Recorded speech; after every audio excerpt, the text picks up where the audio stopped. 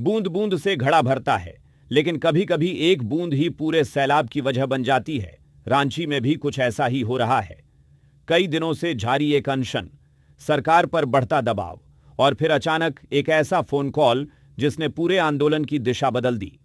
सवाल यह है कि आखिर उस कॉल में ऐसा क्या कहा गया जिसके बाद कई दिनों से पानी तक छोड़ चुके आंदोलनकारी ने आखिरकार पानी पी लिया। लेकिन कहानी यहीं खत्म नहीं होती, क्योंकि पानी पीने के बाद भी अनशन जारी है। आखिर क्यों, और इस पूरे आंदोलन का अगला कदम क्या होगा? आइए पूरी खबर विस्तार से जानते हैं इस रिपोर्ट में। दरअसल झारखंड की राजधानी रांची में जेपीएससी और जेएसएससी भर्ती परीक्षाओं में गड़बड़ियों को लेकर छात्रों का आंदोलन लगातार तेज होता जा रहा है। छात्र भर्ती प्रक्रिया में पारदर्शिता, निष्पक्ष जांच और दोषियों पर सख्त कार्रवाई की मांग कर रहे हैं। इस आंदोलन के केंद्र में है झारखंड लोकतांत्रिक क्रांति मोर्चा यानी जेएलके-एम के केंद्रीय उपाध्यक्ष देवेंद्र नाथ महतो, जो 2 अगस्त से आमरण अनशन पर बैठे हुए हैं। हालात ऐसे हो गए थे कि उन्होंने सिर्फ खाना ही नहीं बल्कि पानी पीना भी छोड़ दिया था। उनकी साफ शर्त थी कि जब तक समाजसेवी और शिक्षा सुधारों की आवाज माने जाने वाले सोनम वांगचुक खुद रांची आकर उनसे नहीं मिलेंगे, तब तक वे अपना अनशन नहीं तोड़ेंगे। इधर आंदोलन लगातार लंबा होता गया और देवेंद्र महतो की तबीयत को लेकर चिंता भी बढ़ने लगी। इसी बीच एक ऐसा घटनाक्रम हुआ जिसने सभी का ध्यान अपनी ओर खींच लिया। सोनम वांगचुक ने खुद देवेंद्र महतो को फोन किया। दोनों के बीच वीडियो कॉल पर लंबी बातचीत हुई। बातचीत के दौरान वांगचुक ने सबसे पहले देवेंद्र महतो की सेहत की चिंता जताई और उनसे कहा कि आंदोलन का उद्देश्य खुद को नुकसान पहुंचाना नहीं बल्कि सरकार तक अपनी आवाज पहुंचाना है। सोनम वांगचुक ने महतो से अनुरोध किया कि वे कम से कम पानी जरूर पी लें। उन्होंने कहा कि अगर वे पानी और नमक भी नहीं लेंगे तो उनका शरीर ज्यादा समय तक साथ नहीं देगा और आंदोलन भी कमजोर पड़ सकता है। वीडियो कॉल के दौरान देवेंद्र महतो ने कहा कि वे सोनम वांगचुक का बहुत सम्मान करते हैं। उन्होंने अपनी इच्छा भी जाहिर की कि वे चाहते हैं कि वांगचुक रांची आएं और उनके सामने ही वे पानी ग्रहण करें। लेकिन वांगचुक ने उन्हें समझाया कि किसी भी आंदोलन की सबसे बड़ी ताकत आंदोलनकारी की सेहत होती है।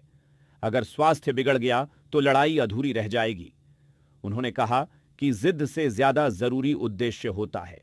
बातचीत के दौरान सोनम वांगचुक ने महात्मा गांधी का भी उदाहरण दिया। उन्होंने बताया कि गांधी जी भी अपने अनशन के दौरान पानी में नींबू या जरूरत के मुताबिक शहद जैसी चीजें लेते थे ताकि शरीर में ऊर्जा बनी रहे और आंदोलन लंबे समय तक जारी रखा जा सके। वांगचुक ने साफ कहा कि अनशन का मतलब खुद को खत्म करना नहीं होता बल्कि सोई हुई व्यवस्था को जगाना होता है। लगातार समझाने के बाद आखिरकार देवेंद्र महतो उनकी बात मान गए। वीडियो कॉल के दौरान ही उन्होंने पानी पी लिया। हालांकि उन्होंने साफ कर दिया कि उन्होंने सिर्फ पानी पिया है, लेकिन उनका अनशन अभी भी जारी रहेगा, यानी वे अन्न ग्रहण नहीं करेंगे। देवेंद्र महतो का कहना है कि उनका आमरण अनशन तब तक खत्म नहीं होगा जब तक सरकार उनकी सभी मांगों पर ठोस फैसला नहीं लेती। उधर आंदोलन अब सिर्फ एक व्यक्ति तक सीमित नहीं रहा। देवेंद्र महतो के समर्थन में 4 और छात्र छात्राओं ने भी भूख हड़ताल शुरू कर दी है।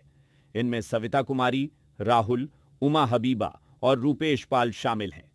इन सभी छात्रों का कहना है कि जब तक भर्ती परीक्षाओं में कथित गड़बड़ियों की निष्पक्ष जांच नहीं होती, दोषियों पर कार्रवाई नहीं होती और भर्ती प्रक्रिया पारदर्शी नहीं बनाई जाती, तब तक उनका आंदोलन जारी रहेगा।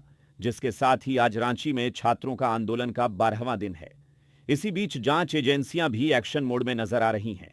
14वीं जेपीएससी परीक्षा में अनियमितताओं की जांच कर रही सीआईडी ने उमेश कुमार, बुद्धेश्वर भगत और रमेश कुमार को गिरफ्तार किया है। इस मामले में अब तक कुल 14 लोगों की गिरफ्तारी हो चुकी है। सरकार का कहना है कि जांच पूरी होने के बाद जो भी दोषी पाए जाएंगे उनके खिलाफ सख्त कानूनी कार्रवाई की जाएगी। लेकिन अब सबसे बड़ा सवाल यही है, क्या सिर्फ गिरफ्तारियां छात्रों का गुस्सा शांत कर पाएंगी? क्या सरकार आंदोलनकारियों की मांगें मानेगी? क्या सोनम वांगचुक रांची पहुंचेंगे? और सबसे अहम, क्या देवेंद्र महतो का अनशन जल्द खत्म होगा या यह आंदोलन आने वाले दिनों में और बड़ा रूप लेगा? इन सभी सवालों के जवाब आने वाले दिनों में सामने आएंगे। लेकिन फिलहाल रांची का यह आंदोलन पूरे देश का ध्यान अपनी ओर खींच चुका है।